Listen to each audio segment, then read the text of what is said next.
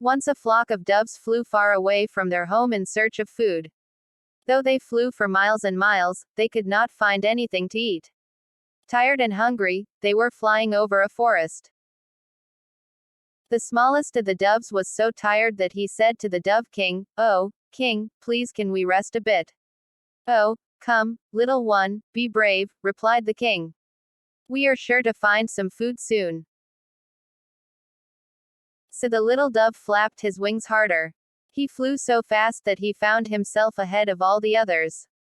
Soon he turned to them and said, "Come on, hurry up, I can see some food down there."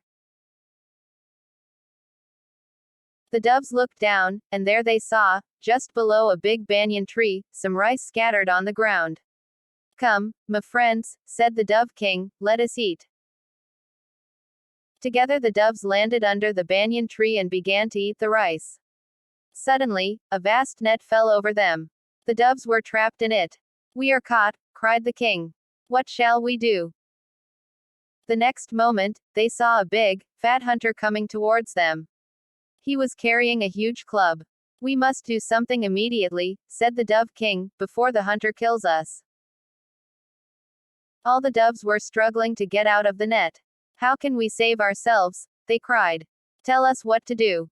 "I have an idea," said the king. "We must act together. We shall all fly up, carrying the net with us. Remember now, unity is our only hope." Each dove picked up the net with his beak.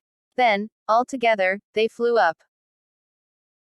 The hunter was almost upon them when suddenly he saw his net going up into the air. He was amazed at the unity of the doves in their effort to get away. He ran after them, hoping that the net and all the doves would soon fall down. The doves saw him running after them. So they flew high over hills and dales and went far, far away where the hunter could not follow them. At last, the hunter grew tired and gave up the chase. When the Dove King saw that the hunter no longer followed them, he said, "Half our troubles are over. Now we must fly to the hill near the city of temples. There lives my faithful friend, a little mouse. He will certainly help us. He will cut the net with his teeth and set us free." "Yes, yes, let us go to the city of temples," said all the doves in chorus, and on they flew. Soon they reached the place where the mouse lived. When the mouse heard the loud noise made by the flapping of wings, he was frightened and hid himself at the far end of his house. But the Dove King called to him softly and said he had come to ask for his help. The mouse looked out. He was happy to see that it was his friend, the Dove King, who was talking to him. "We have been caught in a trap set by a hunter," said the Dove King. "We cannot get out of this net. When the hunter came, we flew together taking the net with us. Now, please help us. Cut the net with your teeth and set us free." "Very well," said the little mouse, and he began to bite through the net. "I shall set you free first." "No, no," said the king. "Please free my followers first." The little mouse was wise.